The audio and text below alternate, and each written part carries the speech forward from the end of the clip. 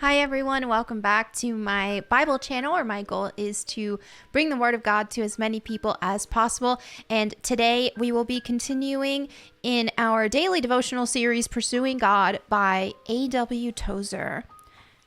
And today's devotional is titled, Loving God Only.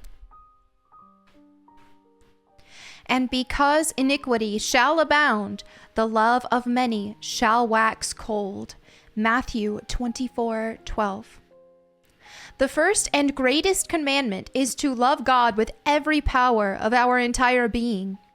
Where love like that exists, there can be no place for a second object.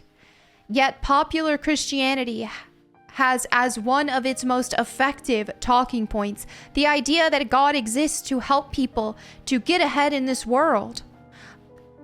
The God of the poor has become the God of an affluent society. We hear that Christ no longer refuses to be a judge or a divider between money-hungry brothers. He can now be persuaded to assist the brother that has accepted him to get the better of the brother who has not. Whoever seeks God as a means toward desired ends will not find God. God will not be one of many treasures. His mercy and grace are infinite, and his patient understanding is beyond measure, but he will not aid men in selfish striving after personal gain. If we love God as much as we should, surely we cannot dream of a loved object beyond him which he might help us to obtain. Lord, show me what it means to love you as you commanded, with all my heart, soul, strength, and mind. See Luke chapter 10, verse 27. This is very, very, very powerful. And this is the beauty of the Word of God and devotions that are truly centered around the Word of God, such as this, is that when it was originally written, which I don't know when that was, but I'm pretty sure this is at least older. I heard someone in the comments saying something about like the 50s. I don't know that much about Tozer and his life, or even if he's still alive or he existed, not gonna lie, but I do really like what I've read and heard of Tozer. But it's just amazing that this applies so much today, and the principles that we see in the Bible still apply today, even from ancient texts.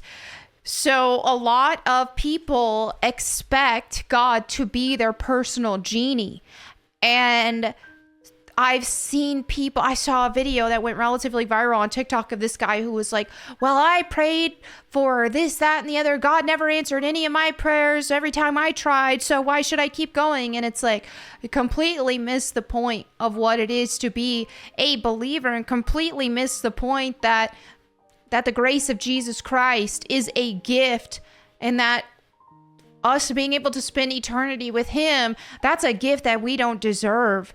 So accepting Christ is not about, oh, hey, let me have a personal genie who's going to give me everything I could ever want and who's going to give me a better life than non-believers, because it doesn't work like that. Those who live for the world seek the pleasures of the world and indulge in the pleasures of the world. And us as believers, we are to be set apart from the world, and we should not be seeking these pleasures of the world, especially in an idol type fashion where you think, oh, like I've talked about multiple times, but wealth is going to bring me all the happiness I need. No, it doesn't work like that. And also, being a believer is not about being happy or having all of the happiness in this world. Like, God still blesses his children and takes care of his children. But that being said, we're going to suffer in this world, because friendship with the world is enmity with God. So there will be suffering that comes with that. And so sometimes we'll look at non-believers, and in this life, it seems like they may have it better than believers. Those who indulge in every fleshly whim and who have riches and fame and all this, like, that seems all fine and great, but what we don't see is that there is no peace in that, and that the pleasures of this world is all that they have to live for, because they are not children of God.